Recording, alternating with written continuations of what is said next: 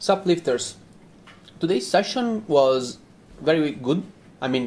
Yeah, it was good, and I'm quite happy because you can see that my back squat is slightly and slowly improving, although I still have my problem with my hand placement because the bar still tends to hang on the left side.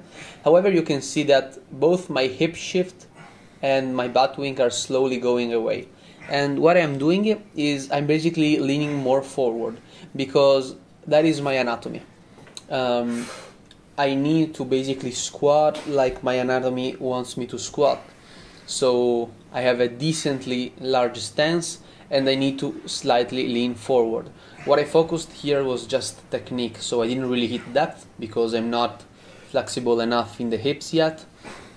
However, I really wanted to feel the weight, and I wanted to feel it stable on my back.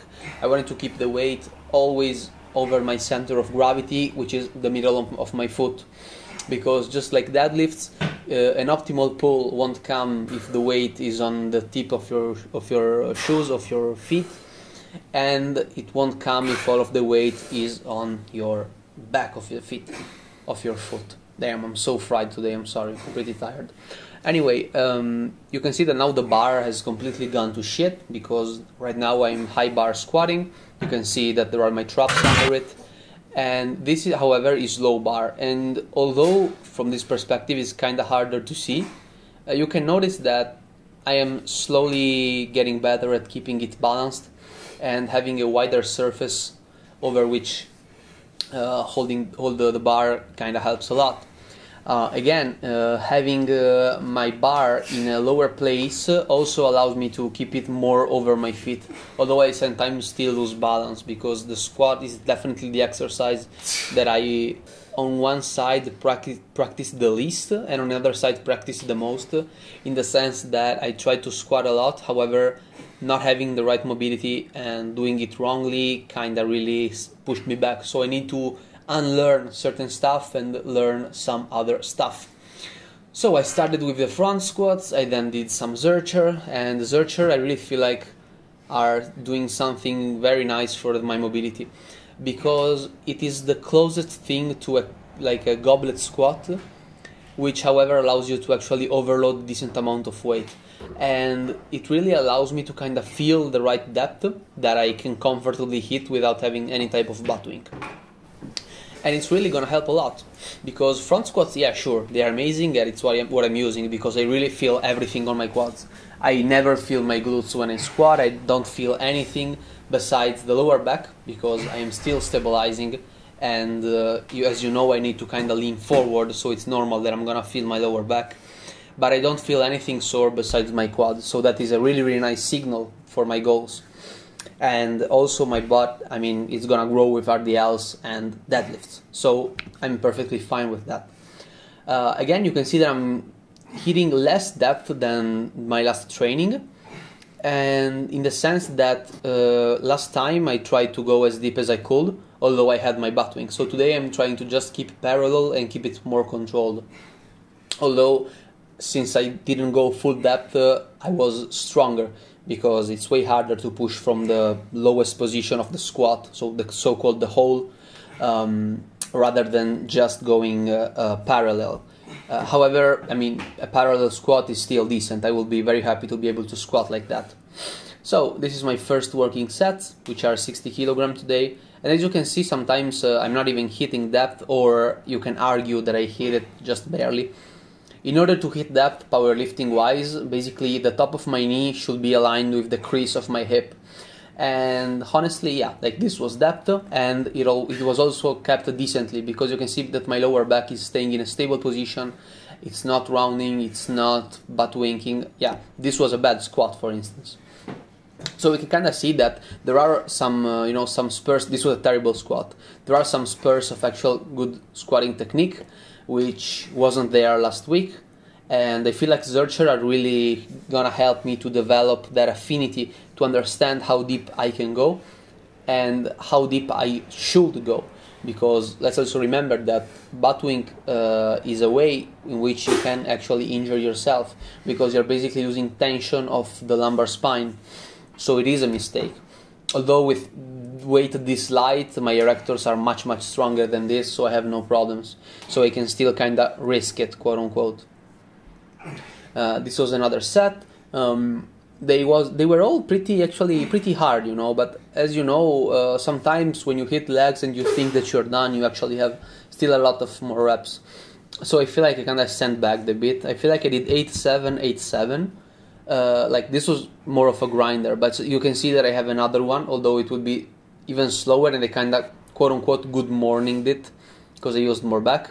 You can admire my back and my erectors. Look at those, they're so huge. Anyway, you can see that from the back it seems like I always hit depth, and you can see that I'm decently stable. However, you can still see that I tend to go towards the right, so my hip shift isn't completely fixed, and that's fine. That's perfectly fine, because that is the whole reason. This was a good squat, for instance. Now I went perfectly at the middle.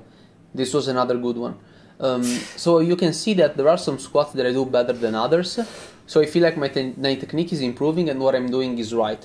What I'm not really improving on, however, is ankle mobility, and that is so hard. And yeah, it's true that I didn't really work a lot on it. However, I also feel like that, I mean, it's so hard that maybe it's not even worth my time. Maybe I should just focus on the left one because it's the most locked one. Anyway, I then did Romanian deadlifts with 80 kilograms, which is what I did a couple of weeks ago, I think, or 1 week ago, which is a good number, meaning that I hit 10 reps every time, so I can go up. However, I never did it after doing very hard front squats. And this kind of allows me to mention the fact that during my leg day, I feel like I was done after every single set that I did. It's kind of crazy. However, your body can still go, you know. You kind of have to force him to go, because you can see that my technique isn't really declining. Yeah, maybe some reps aren't as deep as others. However, you can see that the brace is still holding. My lats are still holding the bar. The technique is still perfectly fine. My legs aren't completely shaking when I'm pulling it up. So it means that my body is still capable of doing what it's doing. And that is a good enough reason to keep going, although you feel like poop and you feel like, yeah, I'm completely done after this set of Romanian deadlifts.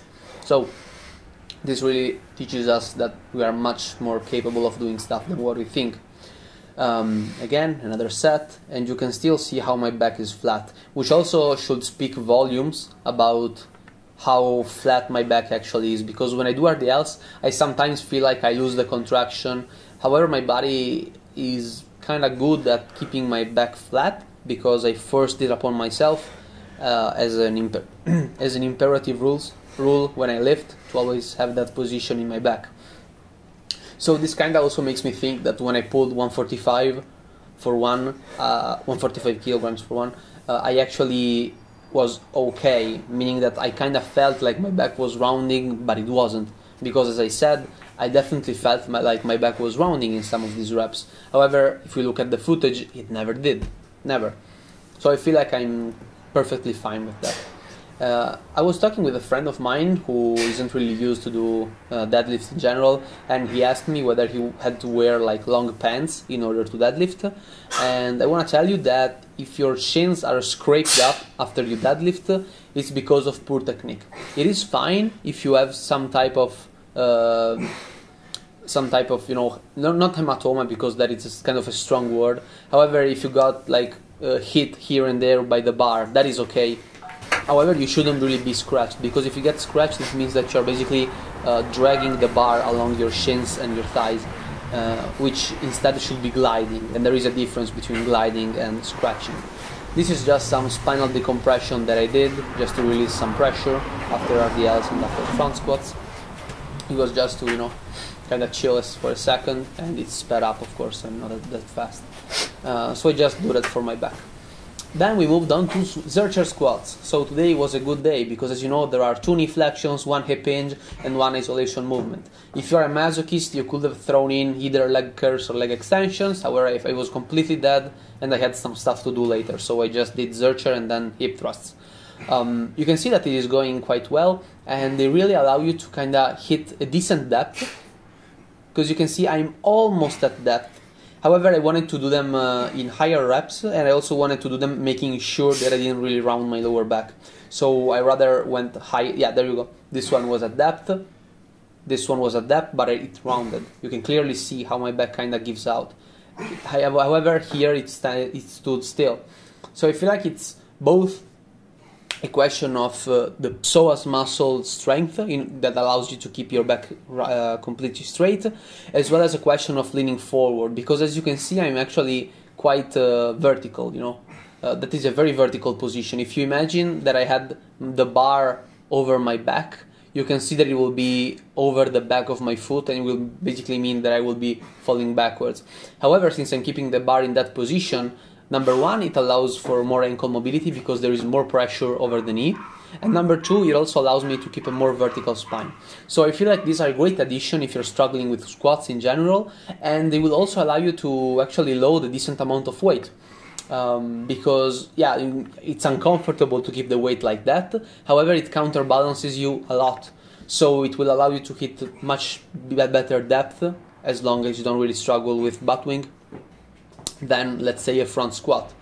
But the message that I want to kind of get across is to squat and to do exercises according to your anatomy, which is something that I was completely blind to before I kind of understood my femur length compared to the rest of my body. And I need to lean forward because otherwise, if you saw me from the side when I squat, you can see that my femur are extremely long, and if the more erect I stay, the more the weight tends to move me backwards, and the more I lean forward, the more I can stay there. And that is why it's extremely important for me to develop a strong posterior chain, which can allow me to actually squat in such a position.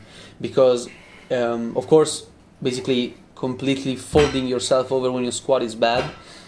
However, that is how I'm built, and that is how I need to accept that I will have to squat. I cannot squat like Lou. I cannot. I simply cannot. Physically.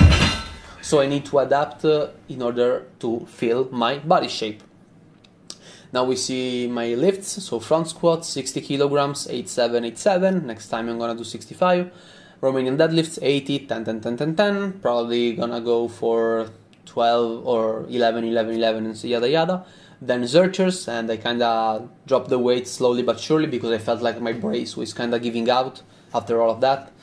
And then hip thrusts, which went decently. However, I kind of lost it at the end, but it's fine, you know. I raised the weight again. As you can see, it's the highest lift, which is pretty fun in my opinion. It really speaks volume about how strong the body is. So that is it for today's video. See you guys tomorrow.